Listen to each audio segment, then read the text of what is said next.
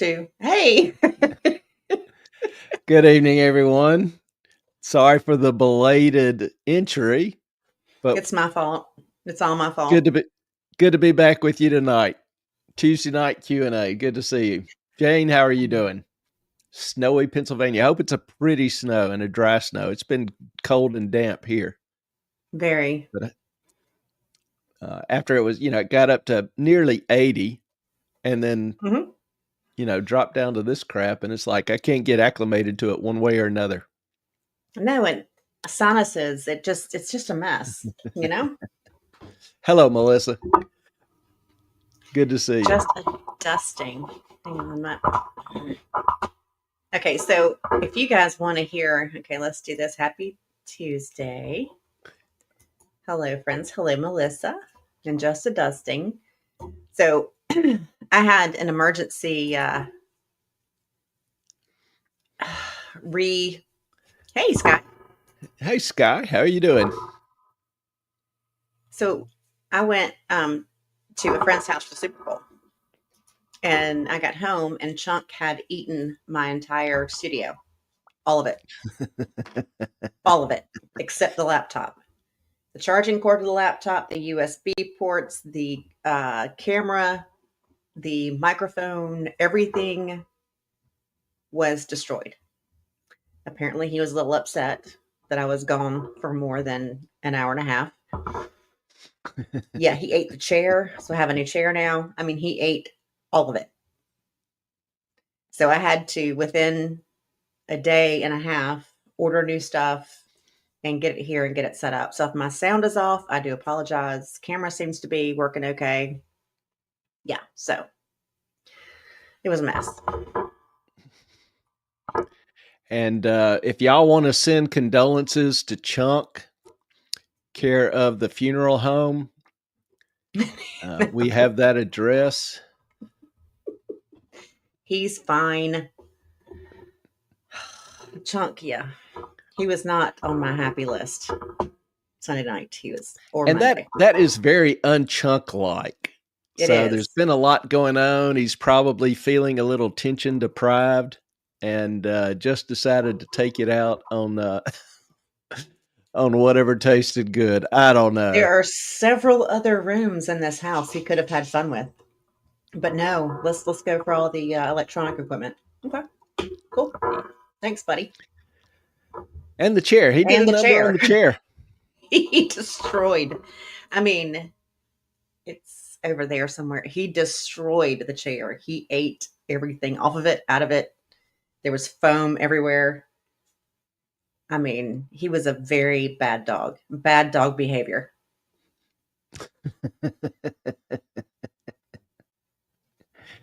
Ellen was burning some stuff in a trash barrel today. She sent me a picture, and I asked her, "Is that Chunk's cremation?"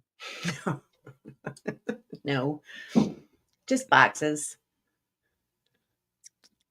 Sky, everyone's sick here. Is Erwin needing lots of nursing care? TLC. TLC. Hope it's not too severe. But glad you could join us. Glad you're with us tonight. It is good to see you. Tell Erwin he's missed as well. Absolutely. Tonight, it's Tuesday night Q&A. This is a night we kind of take questions from y'all. We've actually had several sent in. We've got one on the rebuilding process in Los Angeles after the fires.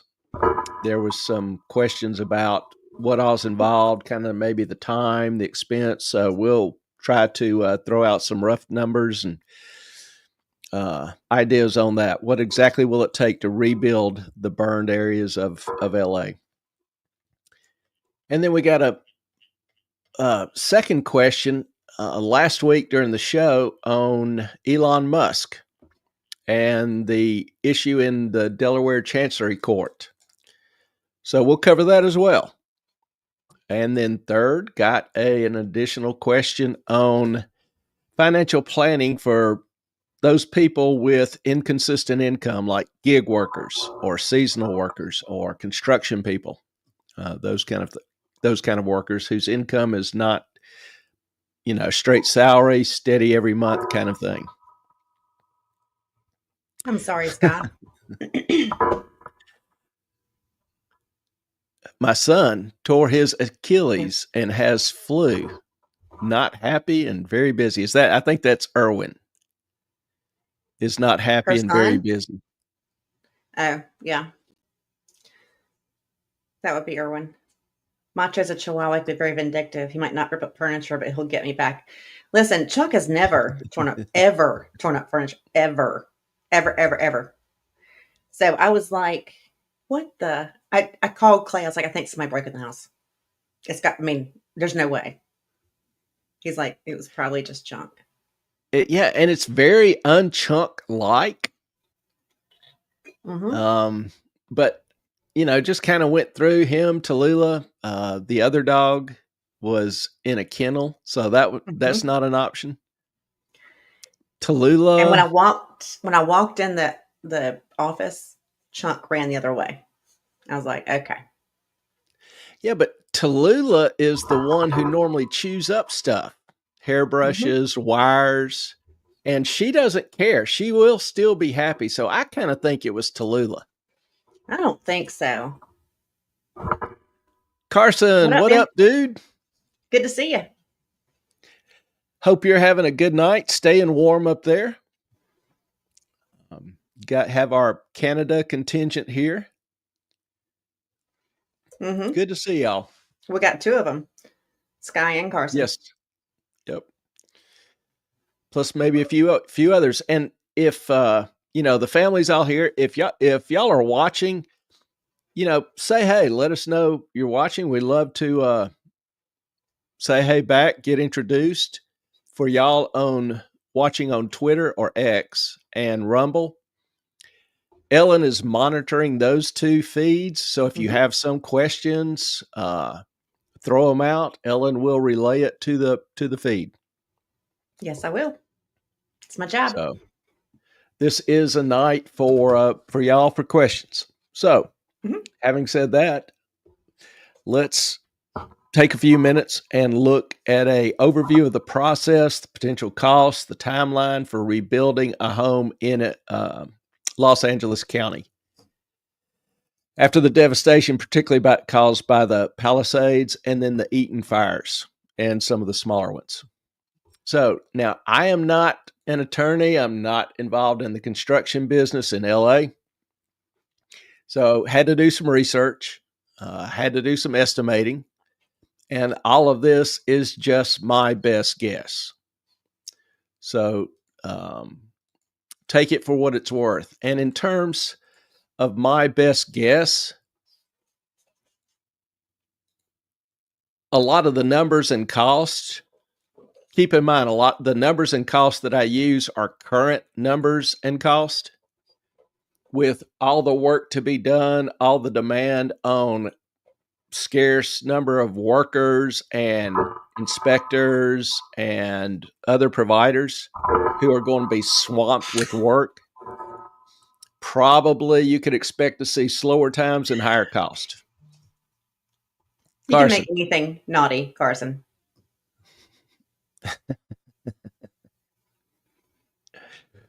Good to have you back, ma'am. He's not even going to read it. Taking it out on something that tastes good. No way I could make that naughty. You can make anything naughty. You just did. Let's start with we love y'all.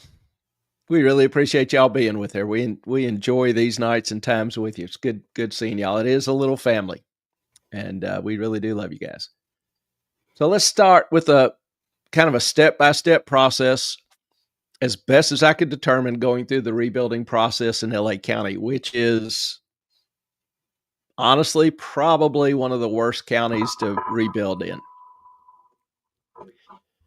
With all the devastation and destruction from the fire, the first thing you have to start with is the debris. This would be where you have, because a lot of the impacted areas are wilderness areas, coastal area, watershed areas. And so a lot of that will involve the U.S. Army Corps of Engineers, along with FEMA, to handle some of the debris removal.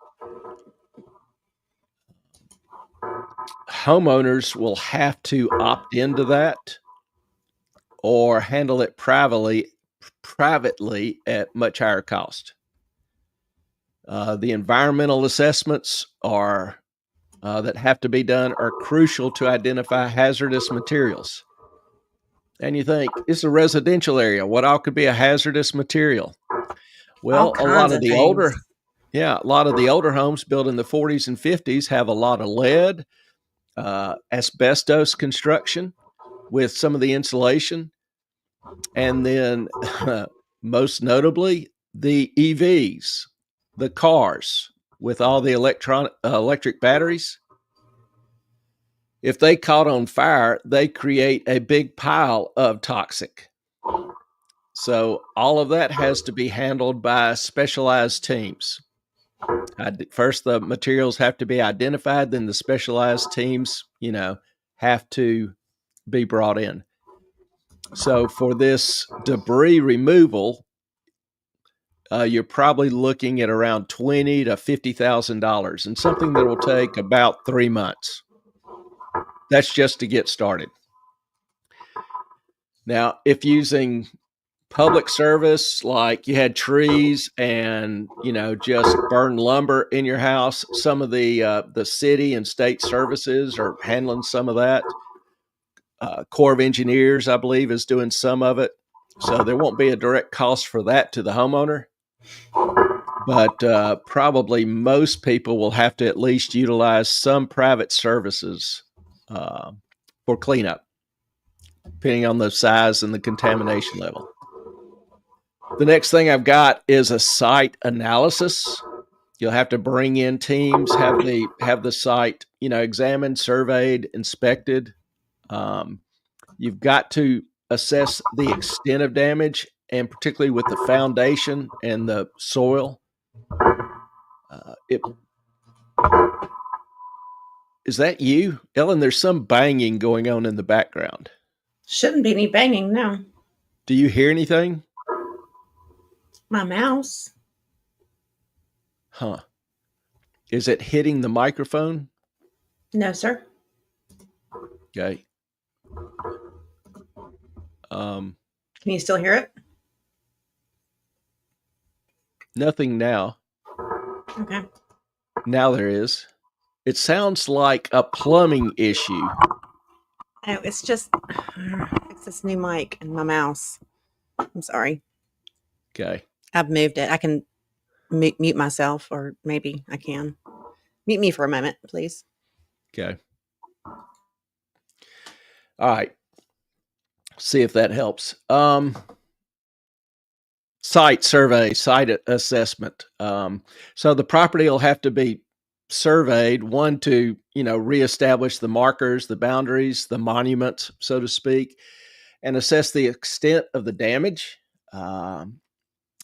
Environmental studies may be required if there's hazardous materials present or suspected. For the site planning, you'll need to hire architects and engineers to develop a site plan for the rebuild.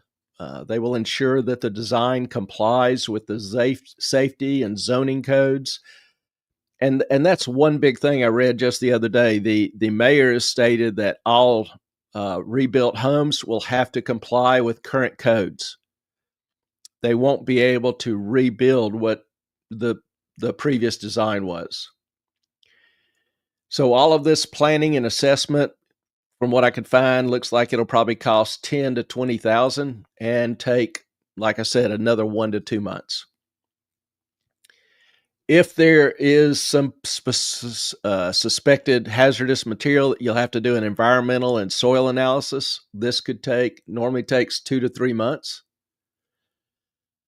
If the property is in a high-risk area, like near water or on the coast or on unstable ground, you'll need to perform soil testing.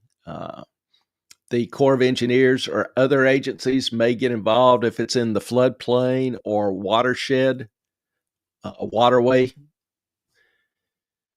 The cost for the environmental assessments, including soil test and environmental consulting, can range from $5,000 to $15,000. Once you have all that done and you kind of know the scope of the environmental damage and the foundations, what needs to be done to the foundation, if any changes need to be made, have the site surveyed and laid out, then you can start with the permitting process, which in LA County probably will take another 3 to 6 months. You have to get LA County building permits. This requires permits from the Los Angeles Department of Building and Safety. Depending on the scope of work, this will include structural permits, electrical permits, plumbing permits, mechanical permits. The owner will also have to submit to a coastal zone and environmental review. You may have to get permits from the California Coastal Commission. Not sure how much longer that would take. Couldn't really find anything in terms of the time from that. I'm not optimistic it would be a quick process. You may need to seek permits from the Army Corps of Engineers if it lies within the jurisdiction. Some of the land lies within the jurisdiction of the Army Corps of Engineers. Like I said, floodplain or waterway concerns. Approval from this is necessary, and that'll take 1 to 2 months additional. So the timeline probably for permitting is typically 3 to 6 months. But like I say, if you go through the Army Corps of Engineers or the California Coastal Commission, that obviously will extend. Permit fees typically range from $15,000 to $50,000. It's not cheap to get permits in California.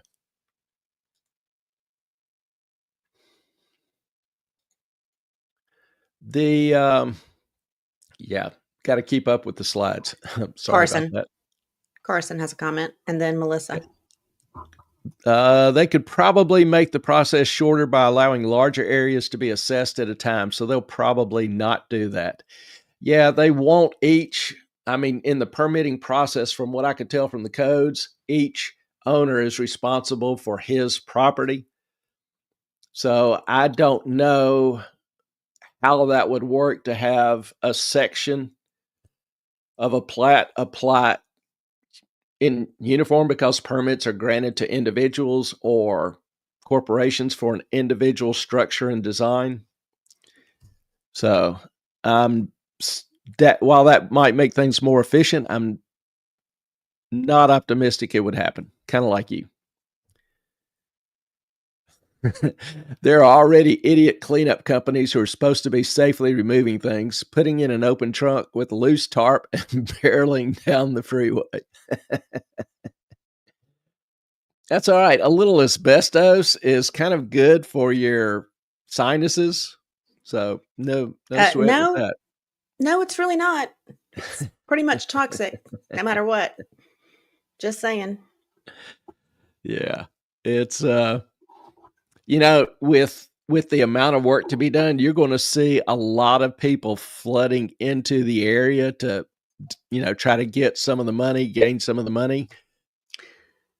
A lot of them won't be officially licensed. Is this kind of like your water guy in Louisiana? Yeah.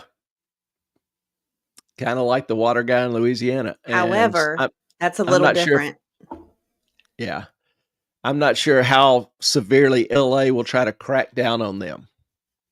It's a trade-off, ensuring the code and the standards versus getting the work done. So typically I would say that LA would come down pretty hard on them.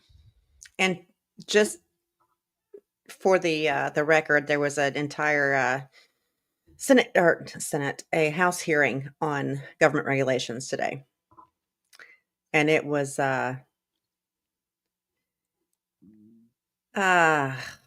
argumentative, to put between it mildly. the two parties. To put it mildly, yes, there was a lot of um, issues with, of course, it became somehow about Elon Musk, which, okay, whatever.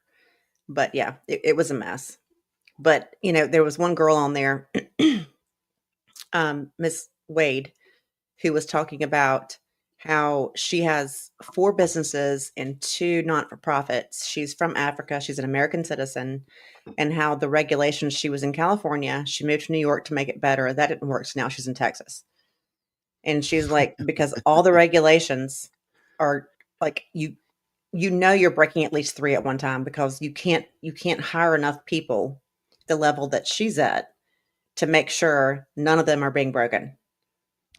Yeah. I don't know, probably 10 years ago, and I don't know if this is still the case, I saw where in New York City, if you just wanted to open up a hot dog stand, one of the little portable grills and carts with an umbrella, you had to go to 200, nearly 200 different departments to get all the approvals and licenses and permits. So that's not right. I mean, she was even saying like there's a woman who does hair in another country and moved here, um, is a citizen, but like she had her hair braided by this woman, and she's like, this woman can't even open a business because she's got to get permits and she's got to get, her house permitted and she's got to go to classes and she knows all this. And I get her point. Like if you know how to do something, braiding hair is not going to kill anyone. But to jump through all the hoops just so she can make a living for her family is ridiculous. Carson, a spoonful of asbestos Makes makes the the mesothelioma. mesothelioma go down. Love it. Yeah, we need somebody in their best Mary Poppins voice to record that one for us. Mm-hmm. Carson, give it a shot, man. Send us the recording. We'll Heck play yeah. it. Get your kiddos in the background. That would be kind of funny. All right, so permitting. We're already at least a year in the process and haven't even started laying the first stick. Design finalization, 3 to 6 months. This Hang is on. A the year in the process of what? rebuilding. Okay, we're at 3 to 6 months. Okay, because remember, it started off with the debris removal, probably Yeah. will take 2 to 3 months. Then you Right. go to the site analysis, 1 to 2 months. You've got the Mm-hmm. environmental soil analysis, 2 or 3 months. You've got the Mm-hmm. permitting process, 3 to 6 months.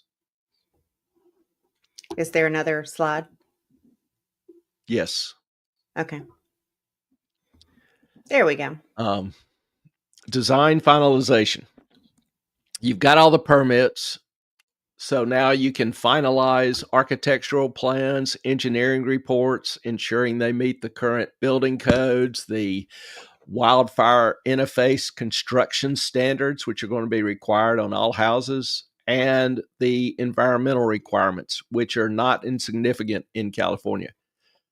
Now, Clay, I heard one thing that I want to ask you about. I heard that because of all of the batteries, the lithium ion batteries that are used for the uh, backups on the houses, that was a huge, huge, um, what's the word I'm looking for? It made the Environmental fires burn concern. faster and Oh yeah, yeah. and hotter. The batteries, if Hey, they Jeff. catch. Hello, Jeff. How you doing, man? If these home batteries or electric vehicles Hmm. catch fire, they burn extremely hot. Um, and there's, some accounts of houses with these, and I can't prove any of this, but I saw several anecdotal examples of houses that had these new meters, these smart meters Yep. standing right next to a house that had the old-fashioned meter, or a Mhm. house had several smart meters around it. The house with the old-fashioned meter was still standing, did not catch fire, did not burn. Every Yep. house around it with a smart meter burned down. Yep. I heard Like I that as say, well. that's anecdotal. Not sure that there's anything to that, but I saw that in several different reports going through some of this. And that struck me as mildly interesting. Just something to keep in the back of your mind. Yep. All right, so you get all these design plans in, probably have multiple rounds of review. Rarely would I, see something where there was a design and it just sailed through without some review, uh, some alteration. That doesn't happen in your neighborhood for tiny things. No, not at all. Just say. But existing plans without those standards will not be allowed. So any prior design, like houses built in the 50s and 60s, which a lot of them in the area were, will not be allowed.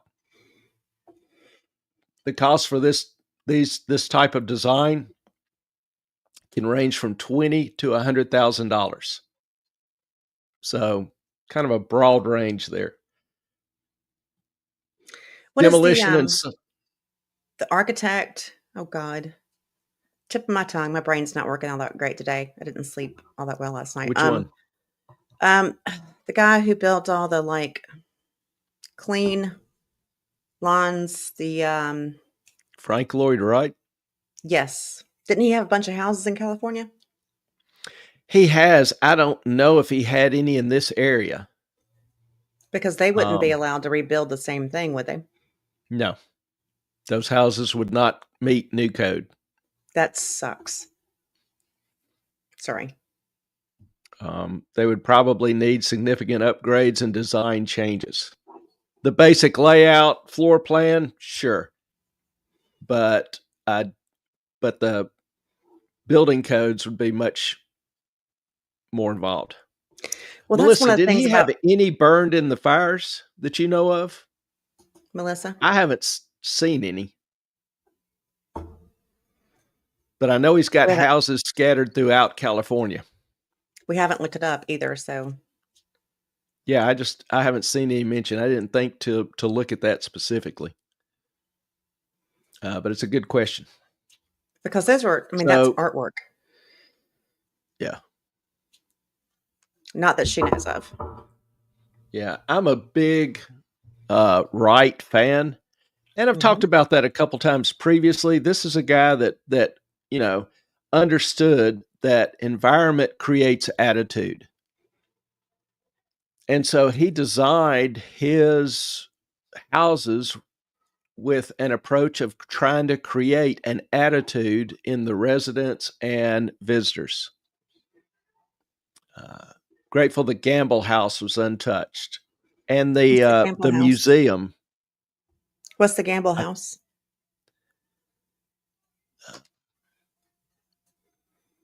trying to think of the name of the museum. Would you ask, Ellen? Melissa said the Gamble House was untouched. What's the Gamble House? It's a it's a historic house. Um, it wasn't a Frank Lloyd Wright home. Mm-hmm. It was designed by some other architect. I'm not sure who, but it's kind of a internationally known, recognized house,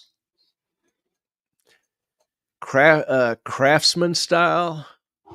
Craftsman House in Pasadena from the Gamble family of Pasadena. Huh. Procter and Gamble. Oh wow. I Okay. assume. Yeah, there it is. Procter and Gamble. So it's a beautiful home. And that's something that saddens me with a lot of the new home designs. We've just lost and commercial buildings. We've just lost architectural design and appreciation. Yeah, I mean, when you go to, it's absolutely stunning. I would love to see it.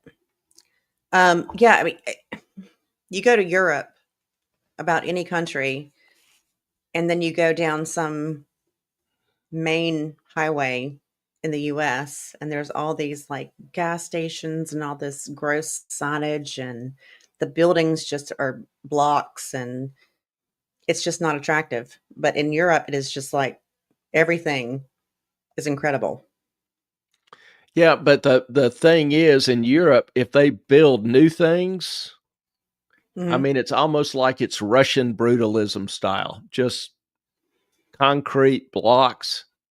That's the cheapest, most efficient building form. There's no real design cues or very few. Yeah, I miss that though. I miss the design of homes, the design of art. Yeah. It's just gotten so expensive because the craftsmen are so rare. So Yeah, few people can do that kind of work anymore. right. And it's just gotten cost prohibitive. Which is, All but right. that isn't So that regulations though? no, No? no, just supply and demand. Fewer and fewer workers, people do it. These tradesmen are old and dying off. Nobody's trying to apprentice to learn how to be a stonemason, stone carver, do wood carving, that kind of thing. Um, so the crafts are dying out. Wow. That's a pretty house. Melissa just sent it to me. Yeah, Yeah, everything. Yeah. it's turned into concrete Russian brutalism. Yeah, I love architecture, and Frank Lloyd Wright was kind of important in helping me appreciate it in terms of environment creating attitude. And it is an art, and it is reflective of how man views his existence. The Russian brutalism design was, and I'm not trying to create a religious debate here, but they believed in no future, that man was no different from any other living entity, and it Hmm. was reflected in their art and in their design. What's in a man comes out in his work, and artists reflect the culture of society. They kind of oftentimes lead it, precede it, but you can look at art and tell a lot about society and the direction of society. Hmm. And the Russian brutalism was just, you know, symbolic of the emptiness of existence. There was no glory in existence. The only thing they glorified was struggle of the bourgeoisie against the proletariat. And so in some of their works, you'll see the worker fighting, but that's what they glorified. Then there was no So real does honor in that fight. It was just a struggle for existence.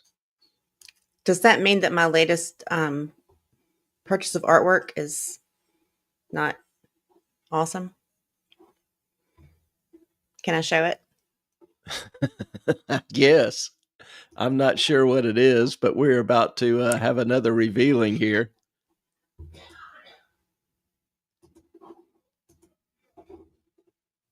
For my bathroom.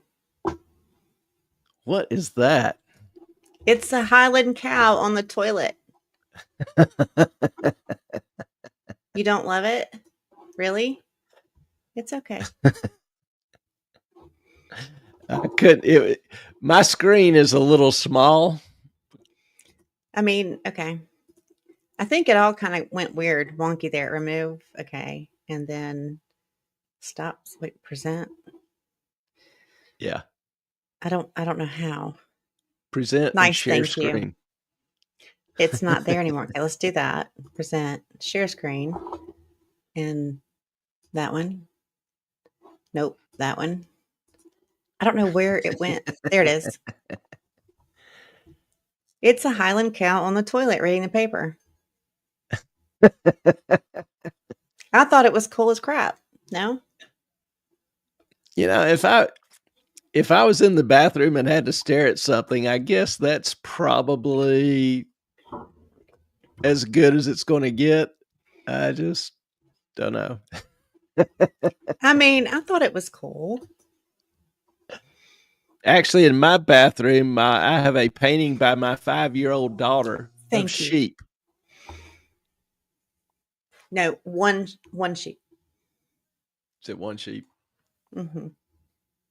But No, but I anyway, mean, I saw it on Amazon. It was like $20. I was like, heck yeah. uh, I'll go with Melissa's judgment. Nice. Hmm. It has like a splash of color because like I've kind of decorated the house like so neutral toned. It's like I need a little bit of color. So why not? All right, fair enough. All right, I gotta get some more coffee. I'll be right back. Okay. Okay. Let me continue with the schedule of rebuilding. So you've got the design finalization, then you've got demo and site prep. There probably are still some remains, skeleton burned structures, damaged structures for a lot of the sites. So after permits are approved, you can then demolish these fire damaged structures. If it's a hazardous material, then hey, you've got to, the process is going to take longer. It require more specialized contractors, the whole 9 yards.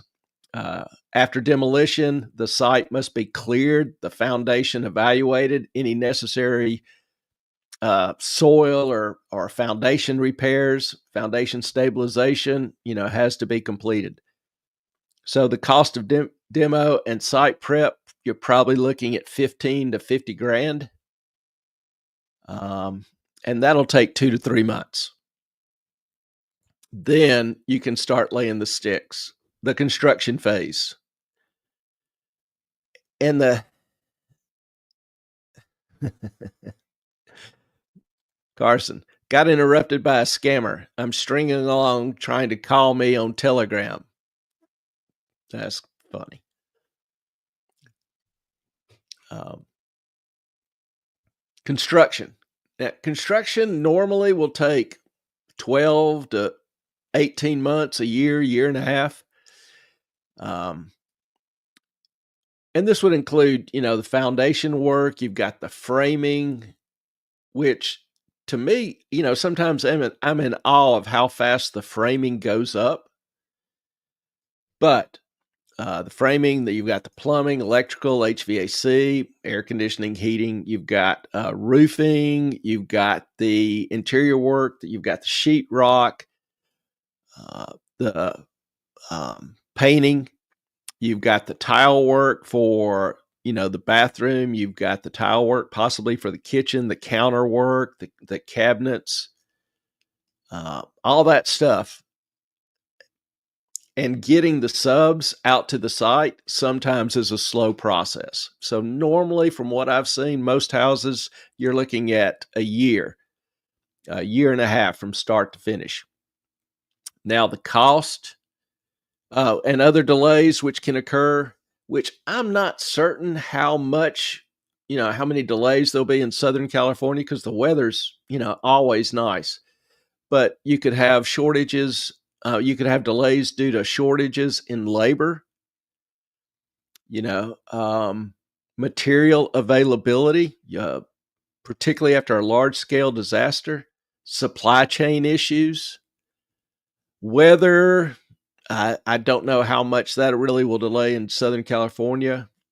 Um, could have something come up that requires additional inspections, and the building inspectors are going to be swamped. I mean, normally it'd take, a few days to get a building inspector out. I wouldn't be surprised to see that time turn into a month. Melissa, maybe we can borrow some Amish families. They'll have the whole town rebuilt in a day. I got to admit, I am just impressed as hell with the work they've done up in the mountains of North Carolina and East Tennessee. Those people work, and the homes aren't fancy. They aren't up to code. One of the building inspectors in one county tried to stop them because their buildings weren't up to code. You know, they had people sleeping in tents and in cars, and the Amish were building these, one room, probably 200, 300 square foot, a big shed with, some basic lights and heat, and a sink. They weren't up to code. So they kicked everybody out of them, put them back in the tents, and made the Amish stop. Now, I think they got that inspector overridden, but nonetheless, building up to code. So if there are no delays, which honestly, I think this process is going to take longer and longer. So I really have no good idea on how long it's going to take to build. Like I say, right now in a normal environment, it's 12 months to a year and a half. The cost, national costs to build range from $200 for a relatively, cheap, straightforward, square box home to $500 a square foot. This is a house with some architectural details, a lot of nice windows, some architectural design upgrades with the appliances, granite counters, nice flooring, whatever. So $200 to $500 a square foot. So for a 3,000 square foot house, you're looking at about $1.5 million for a nice house. And that's at current prices. You're going to have tons of these going up all at once. So what's going to happen to material prices? What's going to happen to labor prices? I would say 400 to 600, 700 is probably on the low end, but we'll see. Right now, you're looking at $200 to $500. And 200, I seriously doubt there'll be anything built in that area for $200 a square foot. It just wouldn't. I don't think it would meet code.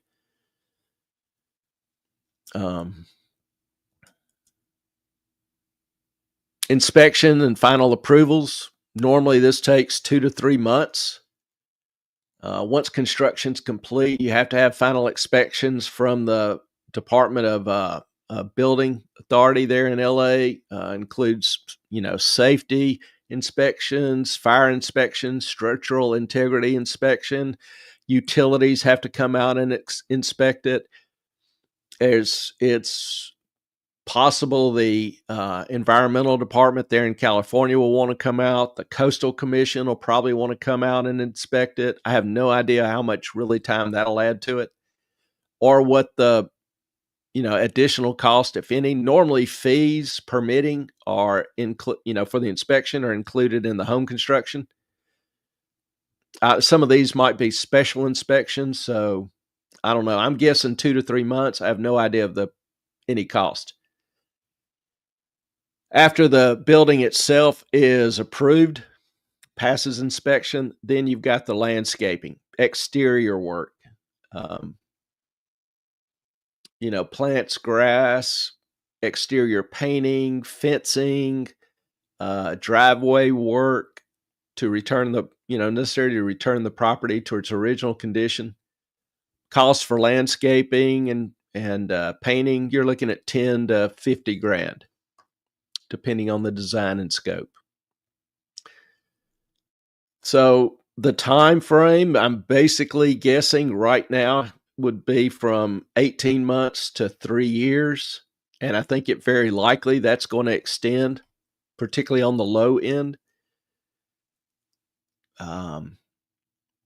That time could end up easily doubling, in my opinion. Total cost on the cheapest end, basic, Cape Cod construction, 2 bedroom, 3 bedroom, 1 bath, small kitchen, 500 grand, 3,000 square foot house, which some of them are bigger than that, but a 3,000 square foot house overlooking the coast that needs special structural design issues, concerns. You've got, I don't know, 2.5, 3.5 million. And I wouldn't be shocked to see some of those costs increase by 50 to 200%. So that is a rough outline of the process and timeline. And I did happen to come across, some other potential problems.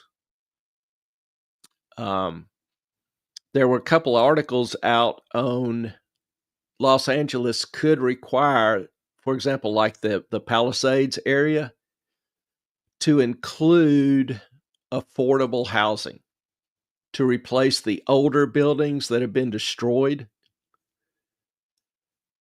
And this would apply for newer buildings where the owners cannot prove that their rental units had no low-income tenants in the past 5 years. There is a ordinance in the county called the Resident Protections Ordinance, RPO, which will actually go into effect shortly. And it requires that there be higher opportunity areas and moderate opportunity areas. These are units which are presumed to be occupied by persons or families above lower income category. Requires that these units be replaced with lower income category units. So if you had, a building of 10 units, relatively upscale, high priced, you have to replace a number of those with low income units. So it applies to any housing that's subject to some form of rent or price control through the government's quote unquote valid exercise of police power. So trying to read through all that, I'm not exactly sure how that's going to translate, how that's going to be enforced, what the impact of that will be. But it's just another thing grinding around out there. Now, I found that the Pacific Palisades area had been designated as a high opportunity area.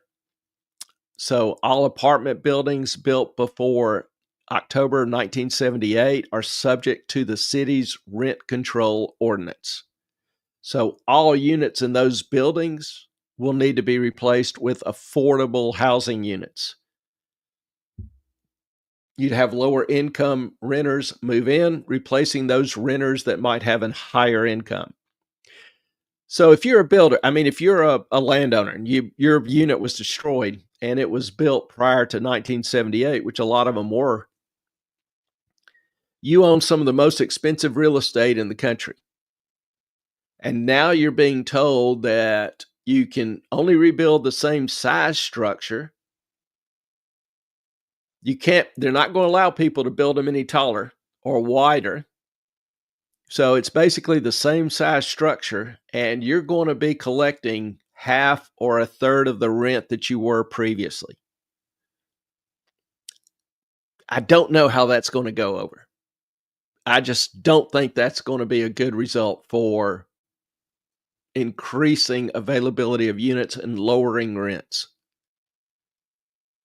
Now, the problem also is that displaced residents will find themselves ineligible to return because they don't meet the low income requirement. So that's an issue. I just have no concept of what the actual impact of that will be. I don't think it'll be good. Another thing that struck me as an absurdity in LA housing regulations was that the city saw an attorney talking about the city required his client to fix up an old, empty fourplex, 4 apartment unit building that was under the REAP law. REAP was a rent escrow account program. So he had to fix it up, bring it up to standards before he could apply for a demolition permit to build an ED1 project, upgrade the site. So he had to take this older building, which was in poor condition, and upgrade it before he could tear it down. That makes no sense. Yeah. It's a waste of time, money, a complete headache to fix something that'll be demolished literally a few months after the repairs are completed. Regulations. It's crazy. Yeah. And, the city of LA has been pretty hard on landlords. Saw another attorney talking about he advised an owner of a fiveplex. She inherited it, wanted to rehab it to live in and rent to a few of her close friends. Structurally, the building was in decent shape, but the city required her to treat it as a new commercial build. What? So they required a new parking lot, new street trees, new metal stairs, sprinklers, and my favorite, a new storm pond. So that came to about an additional $1 million in cost that nobody needed or wanted. So this was for a quadruplex that was worth the building $250,000, $300,000. Or a quintuplex. Was it 5, you said? Yeah. So, there's LA has kind of a history with regulations and landlords that is not terribly encouraging. It'll be so much better once we sell them to Denmark. Denmark wants California.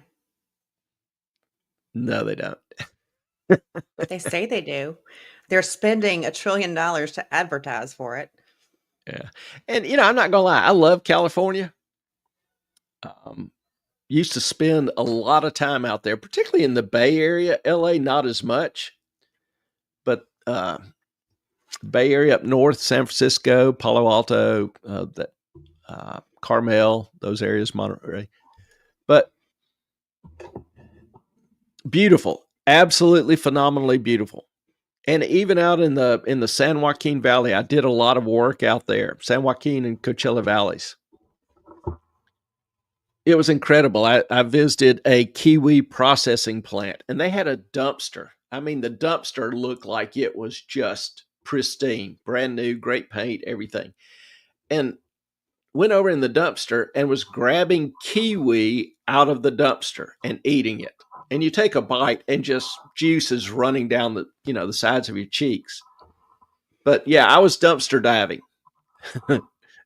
because this was perfectly ripe, fresh picked fruit. And they couldn't sell it because by the time they packaged it, got it out to the stores or whatever, it would, start to turn. So the only real option, because they couldn't consume enough of it, was to throw it away. And so, for those of you that, wonder about my background, yes, I have been dumpster diving for food. That is not a lie. Not because you had to, because you wanted to. I'd do it again in a heartbeat. I would crawl my ass all up in there and just sit down and munch like a stuck pig. That was the best kiwi I ever had.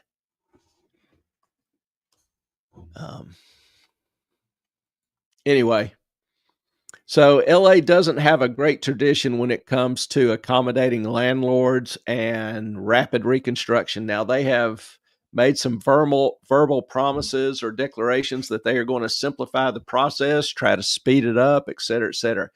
As I was going through this, I was like, I don't really know which part they can speed up, especially when demand is growing and they aren't going to be able to add staff rapidly. I don't think they're going to ignore their codes. In fact, they've already said they're going to, demand that the current codes be met on all construction. So, good luck.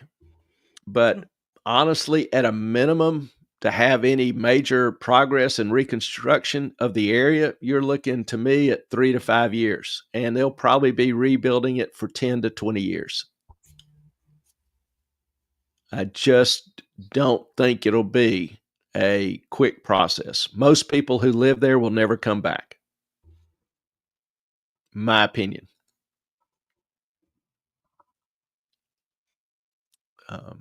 Anybody have any questions, comments?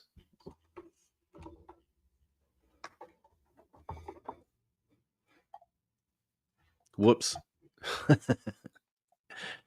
Yeah. Sorry, I'm not doing real good on the slides. I get to talking and thinking. We're used to it. No offense. Sorry about that.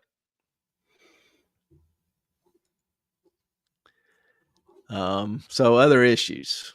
I think we're past that too. Yeah. And y'all have to forgive me. I get out of class on Tuesdays at 3:30, come home, and that's when I, try to get to work on this and the slides. So I'm looking at the slides. There's a typo every here and there, and some of the fonts aren't all even. So, forgive me, but appreciate your patience. Glad to do it. I appreciate the questions. I hope it helps. And again, I don't hold myself out as an expert in this area. I built a few houses, been through the process some. I, work with my hands, not a bad framer. So I've had enough experience to know there's an awful lot I don't know. But those are my, best impressions and information that I could glean over the past couple of days. I've been looking at this for the past couple of days. I just put it together this afternoon. So the second question, Elon Musk and his Delaware struggles. What was going on in Delaware? And this ends up being kind of a big thing to investors because it has relatively significant impacts on companies, where they do business, how they do business, and how they compensate their executives. And Clay, can you remind everyone about why Delaware is the best state for incorporation? Sure. Delaware historically has been the favored state for companies to incorporate in because they have we're known for having a very, very business-friendly climate, very accommodating corporate structure. The courts, favored businesses over, other issues generally. So by far and away, there are more Fortune 500, Fortune 1000 companies domiciled in Delaware than the rest of the states combined. Mm-hmm. So it's pretty significant. Be corporation friendly. Yes. I guess they are, or they were. Kind of a mix of both. The government, the governor is you've got the governor and corporations kind of battling against a court judge. Right. So one judge has made a huge impact. But let's take a look a little bit at the history. In 2017, 2018, I think, Tesla's board approved a $55.8 billion performance-based compensation package for Musk. So there were, standards and requirements for performance with a max compensation of 55 billion. Was he still CEO? Oh, yeah. He's still owner, whole nine. Yeah, he's the main stockholder. I The just didn't know. package, yeah, the package was tied to Tesla achieving, like I say, specific market cap and operational milestones. Hmm. Shareholders voted in favor with 73% approving the package. Well, one of the shareholders, a guy by the name of Richard Tornetta, sued. He alleged that there was a breach of fiduciary duty by the board.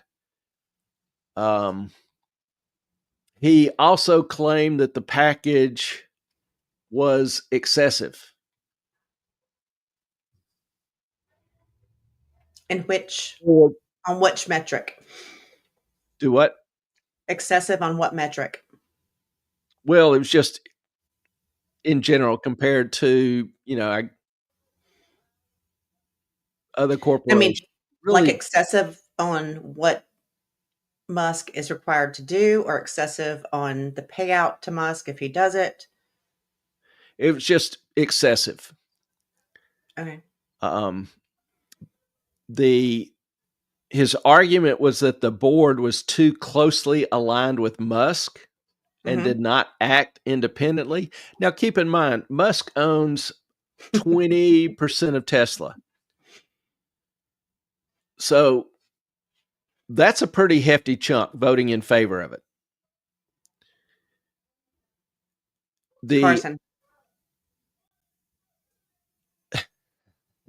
Yes, he does.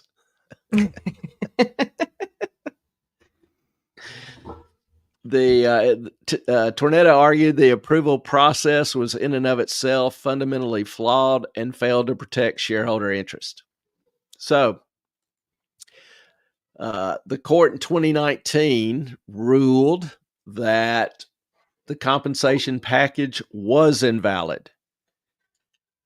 And she cited several different standards. She talked about a lack of independent oversight. Tesla's board did have close ties to Musk. The compensation committee, who is the subset of the board tasked with reviewing executive compensation, had no true independence in her view. The members had personal and professional ties to Musk, including personal relationships. Which is Good funny friends. to me because it looks like they could be related. Oh, I never even noticed that. Yeah, in the pic, there is the judge in question, Chancellor Hmm. Kathleen McCormick, and then, of course, the well-known Elon. They look very similar. Sorry. I don't see it, but if The I kind of cheekbones, the could. long face, the high Yeah. forehead. Yeah, just saying. The Um, eyebrows with the same, whatever that's called. Yeah. his are much more Anyway, on point. of course. Just kidding. Um, She also pointed out in the negotiations there was little evidence of any adversarial opinion or negotiation.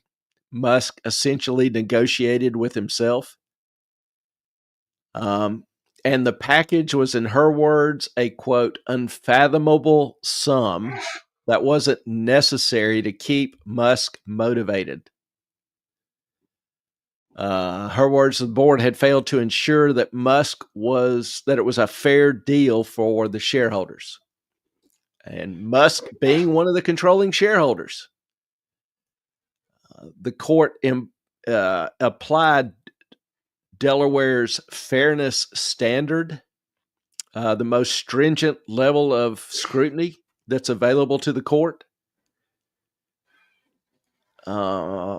And she also made a comment about misleading proxy statements. She found that Tesla's proxy statements to shareholders, which described the compensation package, contained material misrepresentations. For example, it portrayed the compensation committee as independent and omitted, in her words, key details about the negotiating process. So, long story short, there were some other, debates, actions, movements. Her opinion was rendered in January of 24, so a little over a year ago. She issued a 200-page decision rescinding the entire compensation package. She ruled the package was unfair to Tesla shareholders. The flawed process and its excessive size were just too overwhelming. The board failed to act in the best interest of the company, did not meet a burden of fairness, and, upon a subsequent appeal in December of 24, McCormick reaffirmed her ruling, rejecting Tesla's attempt to nullify her decision. Tesla took another shareholder vote, and the shareholders again passed the same package. No big shock there. She emphasized that this post-trial revote could not cure the fundamental flaws in the original process. Carson. As Delaware does not allow ratification to override judicial scrutiny. Tesla's argument was that, hey, the shareholders have been informed of all these issues. They've seen your opinion, your comments, and they still approve. The court said, I don't care. You're killing Somebody me. has a fan. Oh, Vince? Yeah. Yep. Carson, I bet she'd take Elon's package if she could. Melissa, no one wants Elon's package. Wait, Amber Turd did. Just saying. I Yes. Say I hello, can't. Vince. I know.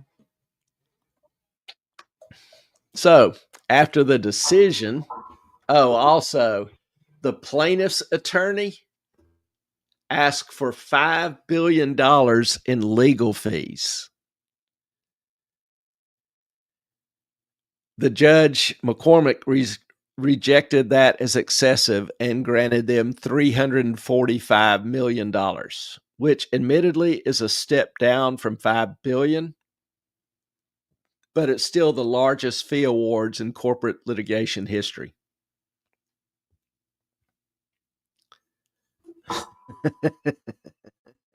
I'm sorry, y'all are killing me. And so is this tail. So this final decision from the Chancellery Court led Musk to publicly criticize Delaware's business climate and urge companies to leave the state. So there has been some fallout. You've got Musk has called for Tesla and SpaceX to reincorporate in Texas, and they are in the process of doing that. They'll probably be complete sometime this year. Musk criticized Delaware's legal system and Chancellor McCormick, calling her an activist posing as a judge. Two of the other companies that Musk owns have already reincorporated into Texas, SpaceX and Neuralink. Actually, Neuralink reincorporated in Nevada. And so Musk is moving all of his companies out of Delaware, and he's not the only one. And let me say this. After Musk first started arguing, and he's argued it repeatedly, that companies should leave the state of Delaware, Delaware's governor's gotten involved. And he hasn't expressly agreed with Musk, but he said, there's some things we need to fix. We've always been, the best place for companies to incorporate and be domiciled in, and we want to keep that. So he's a Democrat, but he's kind of indicating that he supports modifying this decision or changing the law, whatever. Don't know what's going to happen out of that in the state of Delaware. He hadn't been clear. But there's a lot of large companies that are moving out. some of the ones that, I already mentioned Tesla and SpaceX, which are two pretty huge companies. Some others include Meta, is looking at Texas and Nevada as potential destinations. Dropbox has already moved from Delaware to Nevada. Stated reason, seeking a business-friendly climate. The Trade Desk is moving to Nevada. Pershing Square, this is a hedge fund run by billionaire Bill Ackman. He announced that they're leaving Delaware, with Nevada, I think, being the likely new home. So again, Delaware Governor Matt Meyer has announced that, Delaware, may need to adjust its corporate laws, and lawmakers have begun exploring policy changes to prevent further corporate departures, because a big chunk of Delaware's revenues come from corporations being domiciled there. That's where they pay their state income taxes. And so for Delaware to lose these huge companies, taking their tax base with them, even though their headquarters are not in Delaware. So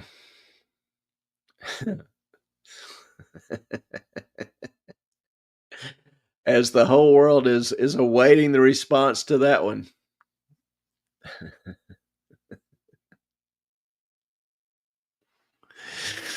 Oh me. So, and the thing is, there is something intuitively massive about a $55 billion compensation package.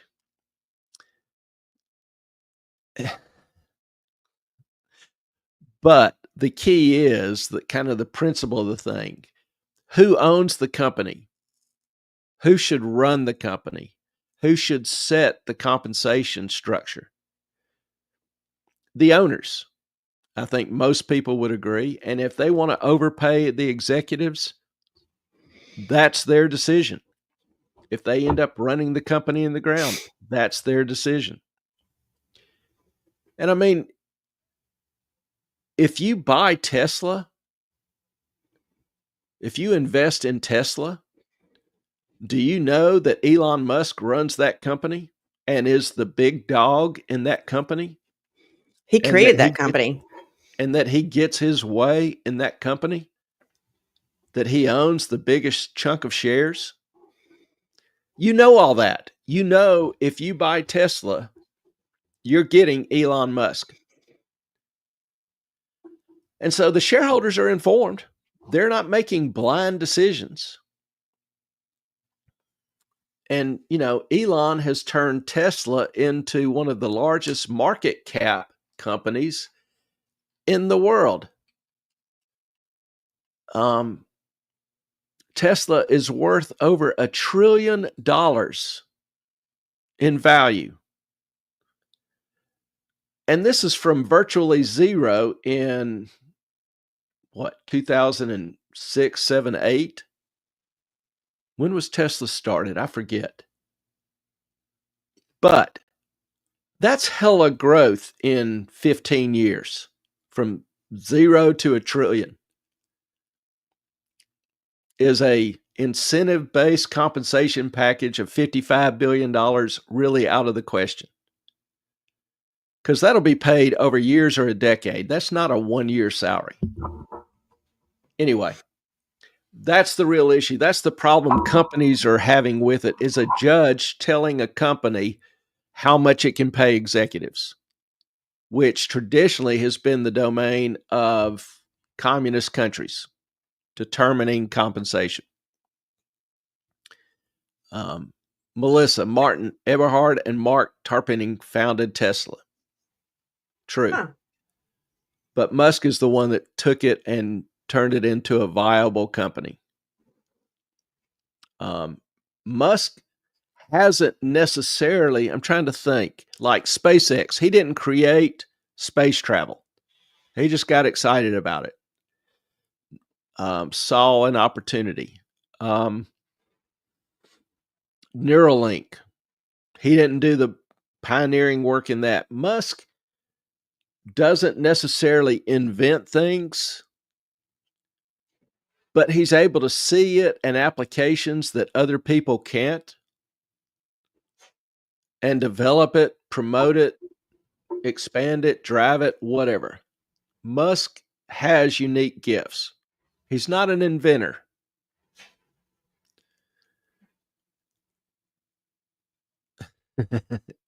He didn't create anything. He just steals it all. You know, he's, like I say, he's built some huge companies with hundreds of thousands of workers, including the subsidiaries that help supply them. So he has, I would say that he has created trillions of dollars in additional wealth for various people. Now, a lot of people don't like Musk.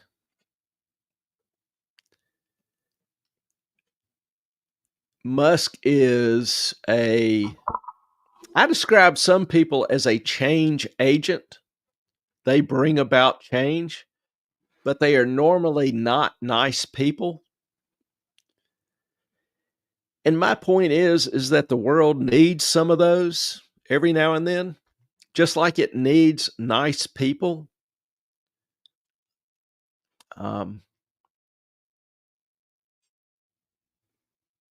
So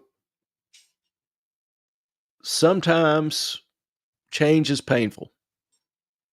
You know, people who made horse and buggies back in the early 1900s didn't care much for Henry Ford.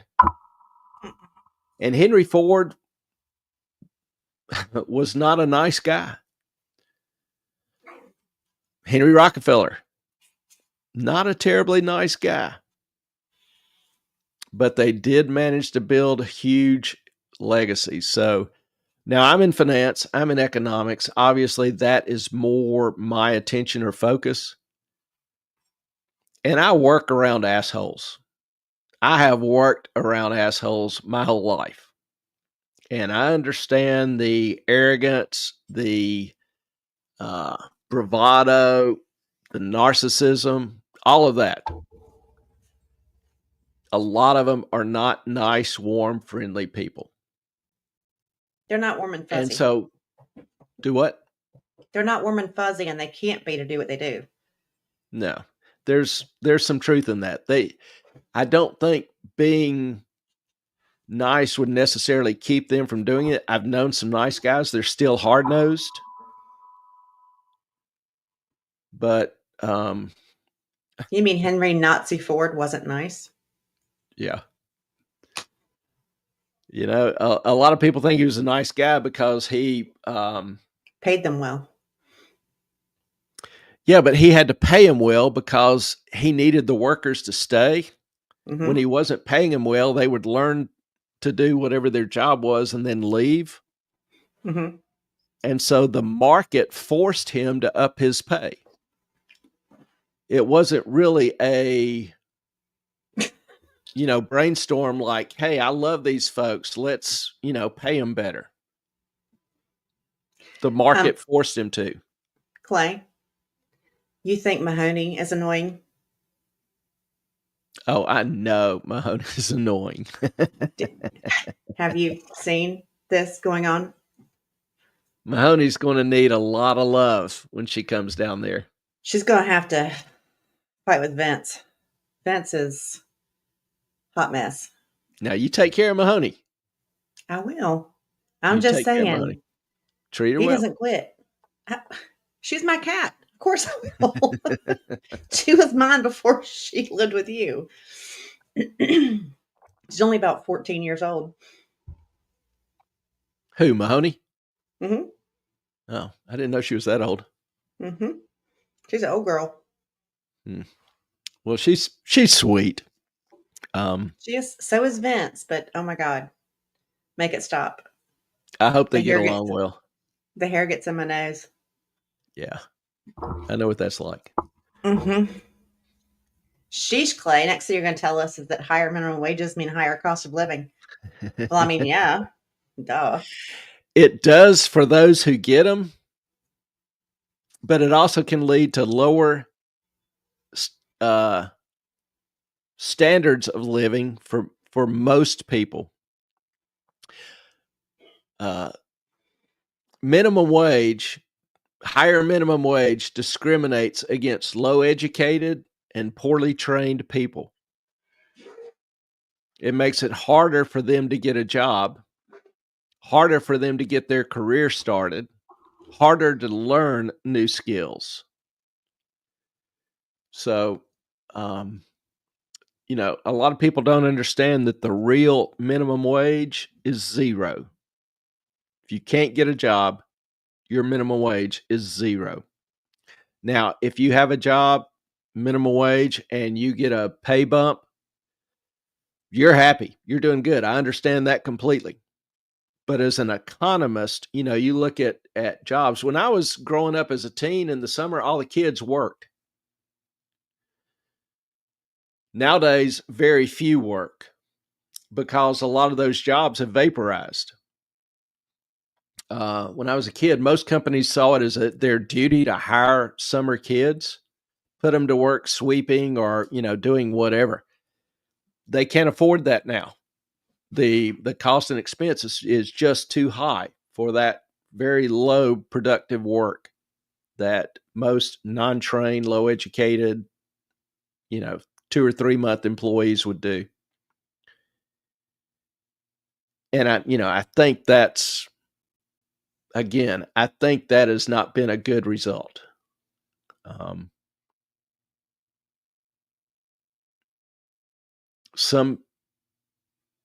Some people want to stay in their job. They don't have necessarily a lot of ambition or drive. Their priorities are elsewhere. And so, a minimum wage helps them out. And that's not a bad thing. Some of these are good people, and we need people filling those jobs.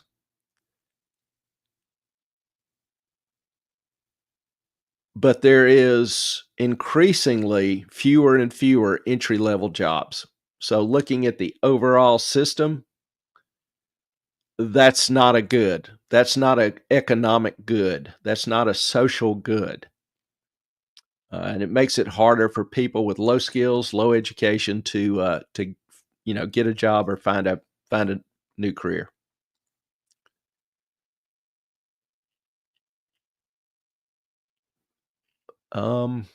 Let's see. Elon Musk. So a lot of companies are seeing this as excessive judicial control over CEO compensation and board autonomy, particularly when the board is made up of shareholders, significant majority of shareholders that own the company. They look at states increasingly that have very friendly corporate laws and lower taxes than Delaware. Texas, in particular, is seen as very business friendly with fewer legal risk. Now, in terms of economic risk to Delaware, obviously Delaware's economy benefits greatly from its status as a corporate hub. The incorporation fees, the related legal services, the taxes paid. A mass exodus of those companies could have serious financial repercussions for the state. There probably will be more high-profile companies that leave because Delaware probably is not going to be able to change or fix anything soon. I'm sure it will be a rousing debate in their legislature. But new companies that are looking to incorporate will probably shy away from Delaware. So the risk to Delaware is not only losing a few more large companies, maybe, being able to maintain most of what they got, but it's that new companies won't incorporate in Delaware. That's a pretty big risk. So we have seen increasingly over the past, few decades a trend towards corporate decentralization. And you've got a lot of companies considering incorporating in Florida and Wyoming, which also have favorable taxes and corporate uh, structure laws. So it the decision, it doesn't get a lot of press, but it really was pretty much a watershed decision or moment for corporate America. Musk's flight from Delaware has triggered an exodus of high-profile companies with a lot more looking, and that's going to be influential on, like I say, new companies looking to incorporate, looking for a state to incorporate in. Whether Delaware can adapt and regain corporate confidence remains to be seen. So, anybody have any questions on Musk and Delaware? Does that make sense? It makes sense, yes. I'm trying not to be too brief, but not to go into a whole lot of gobbledygook, No, it's which I fine. have the ability to do on occasion. No, it's been good. I think we should do the third question another Okay. night, though. Do you? Yeah, because I'm Okay. about to freaking have an allergy attack too.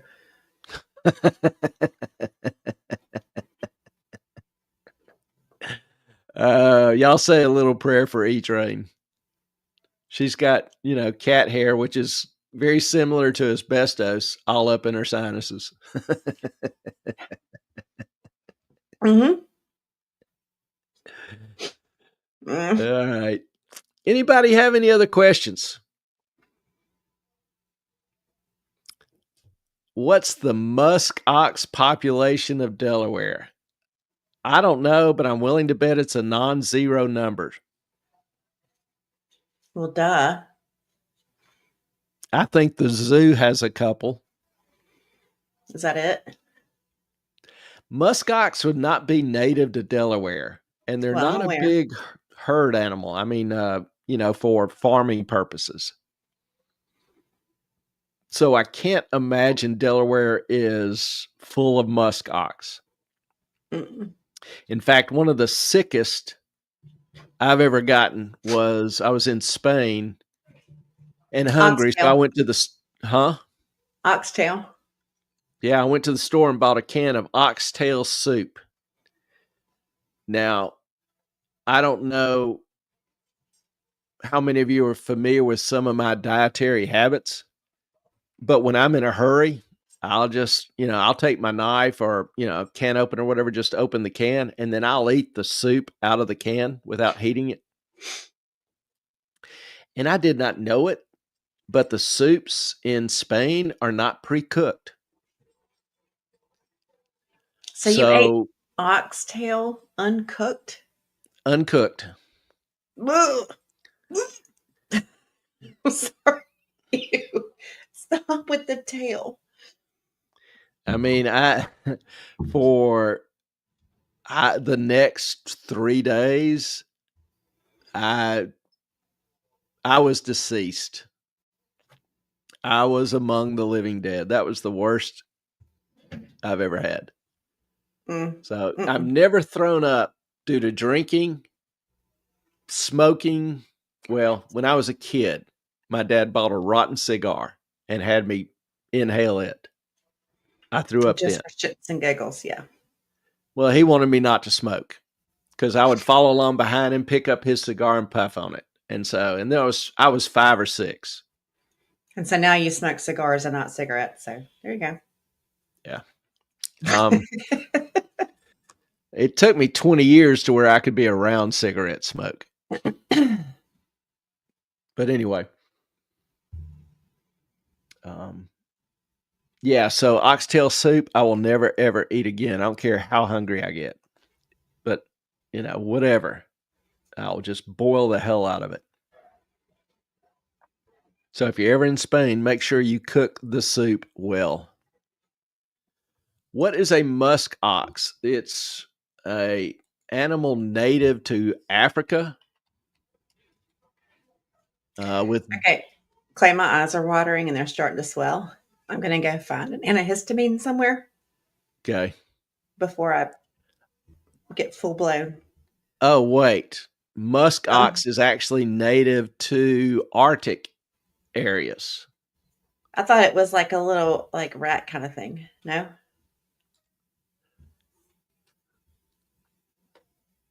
Can you see that? No. Yeah.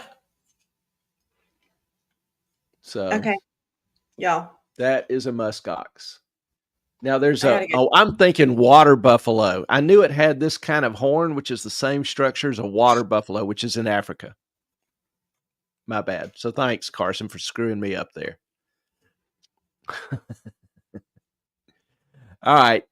Y'all, Ellen is about to die. So I think Yeah. we are going to pause here for a few hours. We will rejoin you this Saturday, 7 o'clock. If you will do us a favor and do all of the YouTube, things, Rumbly, X things. yeah, Like, hit the like subscribe. button, especially if you will. That really helps us with the Mhm. providers. As Mhm. Ellen is in tears. I'm sorry. Mm. All right. We appreciate y'all being with us tonight. Enjoyed having you. Oh, yeah. Hope y'all have a I did. great rest of the week. Look forward to seeing you Saturday night. We'll pick some of this back up. So until that time, y'all be careful out there. Good night. Our Peace time out. is up. We thank you for yours. Good night, y'all.